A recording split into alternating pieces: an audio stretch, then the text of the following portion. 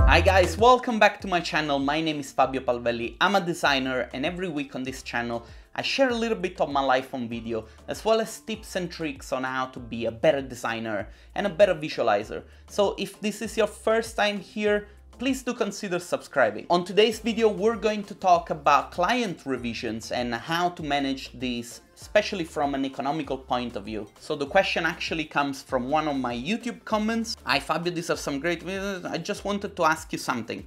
I don't know about other countries, but in India, changes practically never end, and to make money out of it, I have to start charging to do changes as well.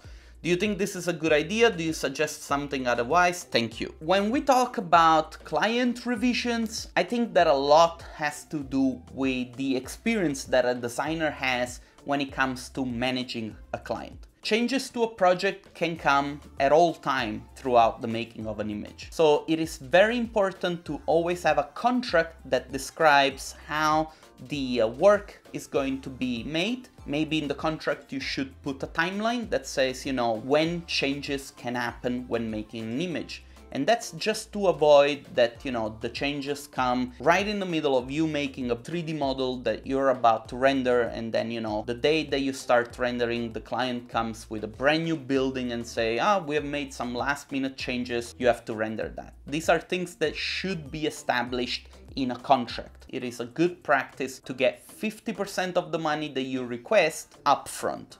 Before you start working, you need to get paid. If you don't get paid, then you have no leverage on your client whatsoever. Obviously, communication is key. When the project is happening, if something goes wrong and the clients ask you to change the design whilst you're already working, you need to be able to tell the client that this is not what you agreed on and this cannot happen. The choice then will be yours. Either you stop working and say, okay, I'll wait for you to send me all the drawings, and once you're done, I start working, or to renegotiate your price. Because obviously, if you have booked a slot of say 5 days to make one image, and then your client prolongs this time into 10 days, you're going to be working for 10 days and you'll be only paid for 5. This is a very important thing to keep in mind. Now, this will happen especially if you're a young designer, don't have much experience, and don't know how to manage your client. My suggestion to you is, especially if you haven't done this job in an office before, don't go freelance. Go and do an internship,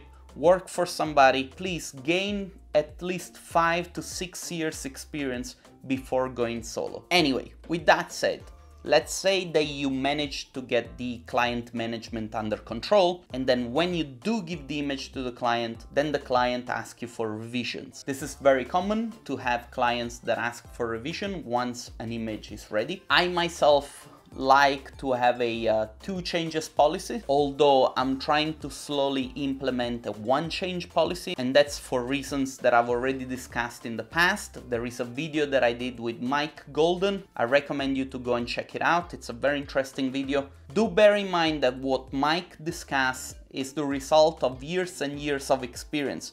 So especially if you are at the very beginning of your career, don't think that these things will apply to you. Try to understand the idea behind it and work hard in order for you to get to that point. So let's go back. Where were we? Okay, so the image is done. You have a policy of giving a couple of rounds of changes to your clients. Great.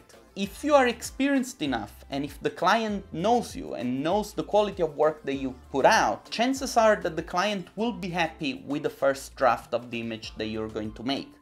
Changes might be minor.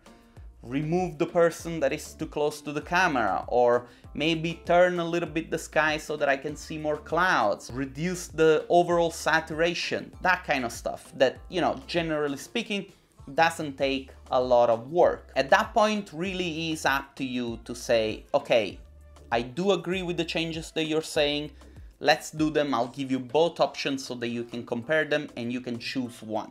Then it can be that the client comes back with very unreasonable changes, like, I changed my mind, I want the whole rendering to be made out of gold. Or if these changes are way too radical and imply that you'll have to work a lot of time for you to do them, first of all, you need to make sure that those changes make sense.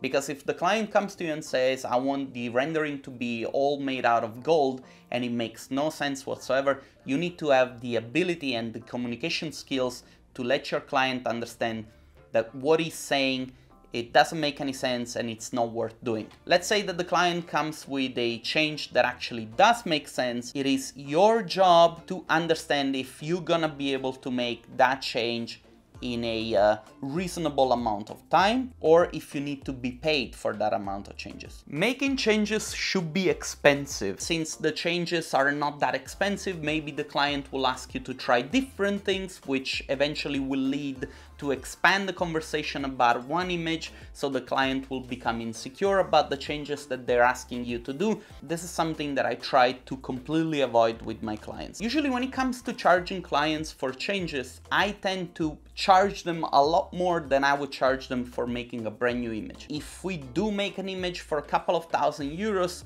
the hourly fee that we charge for the changes are about 120, 130 euros per hour, but they have to book at least a 3-hour slot. I don't know if this makes sense to you, but this is what we do. It works for us, and it allows us to manage our clients so that they don't push for making more and more changes. If the changes are so expensive, the client will really think about it. Don't forget that the more changes you make to a project, the more possibilities you have that the client is not going to be happy about the changes that you made.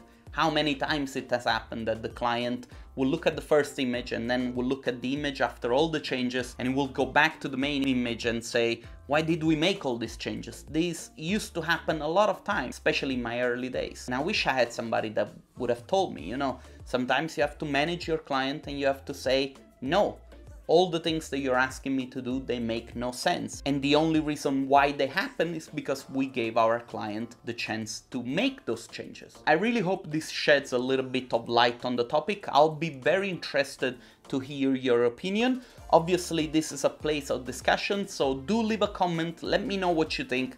If you do think that this video is helpful, share it with your friends, get the conversation going. As always, thanks a lot for watching. See you guys next time.